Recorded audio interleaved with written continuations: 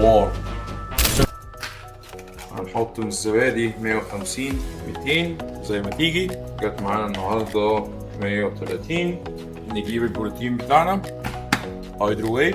اي نوع بروتين يمشي، يا ريت يبقى ايزوليت، او لو عايز تصنف اكتر جيب الهيدرو، بس يعني المينيموم بتاعك ايزوليت بلاش كونسنتريت.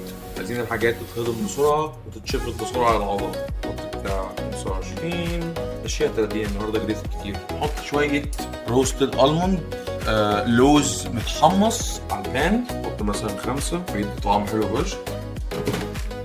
يدي في الموضوع كده السلاش ده، يدي فيه حته كريسبي فاهمني. محطش لبن في الموضوع ده عشان انا عايزه سلاش، عايزه شبه المربى كده، عشان نحطه دلوقتي على كيك الرز زي ما هوريك. ساعات بحط عليه برده قهوه عشان يفوقني، ابتدي شغل وانا مركز اكتر.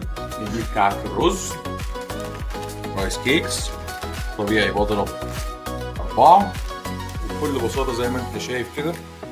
نجيب كيك الرز، نجيب السلاش، وجبة سريعة جدا مليانة بروتين وتحت ال 500 سعرة بكل سهولة فاهم؟ ندوق حوار.